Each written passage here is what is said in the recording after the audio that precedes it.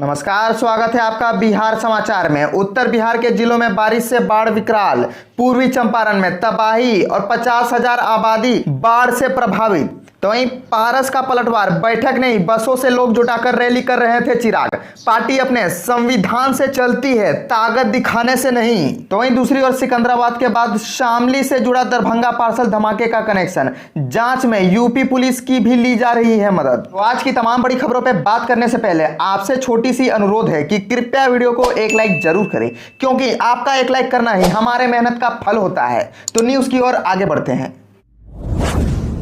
तो शुरुआत करते हैं आज की बड़ी खबर से। दरभंगा स्टेशन पर पार्सल में हुए धमाके की जांच का दायरा बढ़ता ही जा रहा है। तेलंगाना के सिकंदराबाद के बाद इसका कनेक्शन यूपी के शामली से जुड़ गया है। शामली का कनेक्शन पार्सल पर दिए गए मोबाइल नंबर के बाद सामने आया है। बिहार और तेलंगाना एटीएस के साथ यूपी पुलिस भी अब धमाके की तह तक पहुंचने में जुट गई है। दरभंगा स्टेशन पर गुरुवार को जिस पार्सल में धमाका हुआ था उसे सुफियान नाम के शख्स ने सिकंदराबाद से भेजा था। दरभंगा में जिसे पार्सल लेना था उसका भी नाम सुफियान ही है। अब तक ना तो तेलंगाना वाले सुफियान को ढूंढा जा सका है और ना ही दरभंगा वाले को। आशंका जताई जा रही है कि पार्सल भेजने के लिए फर्जी नाम का इस्तेमाल किया गया। इसकी एक वजह और भी है, गलत मोबाइल नंबर। पार्सल पर जो मोबाइल नंबर दिया गया है वो भी तेलंगाना और बिहार के किसी व्यक्ति का नहीं है।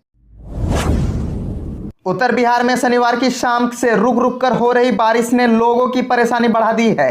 खासकर बाढ़ प्रभावित इलाके में ऊंचे स्थान पर शरण लिए लोग दोहरी मुसीबत झेलने को विवश हैं। चंपारण इलाके में गंडक का जलस्तर में गिरावट से नए इलाके में बाढ़ के पानी का फैलाव रुक गया है। वाल्मीकि नगर बराज से भी गंडक नदी में मात्र 1.19 लाख क्यूसेक पानी छोड़ा गया। पूर्वी चंपारण से बूढ़ी गंडक का पानी सुगौली बजरिया प्रखंड में तबाही मचा रहा है। इधर मधुबनी, सीतामढ़ी व दरभंगा में बारिश से नदियों के जलस्तर में मामूली वृद्धि दर्ज की जा रही है।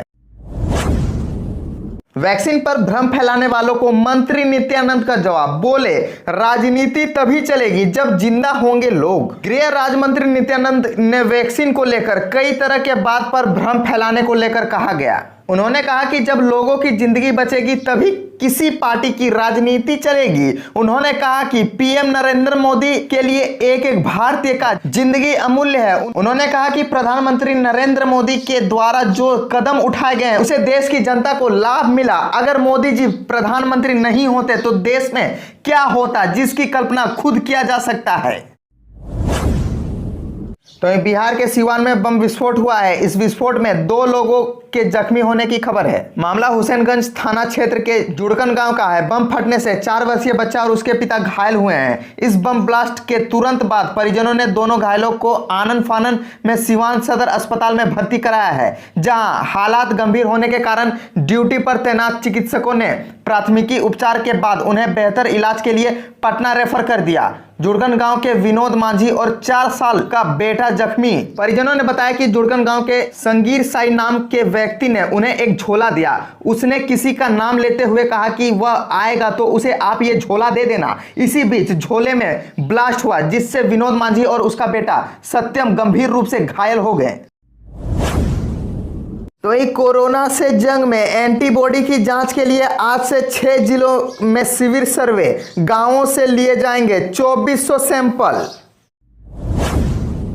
बिहार में अब शराब लेगी दारोगा से लेकर एसपी तक की परीक्षा। 7 मांगों पर सरकार करेगी ग्रेडिंग। बिहार में दारोगा से एसपी तक के लिए शराब की बरामदगी और शराब तस्करों को सजा मिलने के आधार पर अंक प्रदान किए जाएंगे। दारोगा बाबू से लेकर एसपी साहब तक के लिए 100 अंकों की यह परीक्षा ग्रेडिंग के आधार पर होगी, जिसके लिए 7 मानक निर्धारित किए गए हैं। हर महीने मद्य निषेध विभाग के साथ बिहार पुलिस मुख्यालय के स्तर से इसकी मॉनिटरिंग होगी। राज्य में शराबबंदी को और प्रभावी बनाने के मकसद से यह नई योजना लागू की गई है। संबंधित आदेश सभी जिलों में बिहार पुलिस मुख्यालय द्वारा भेज दिया गया है।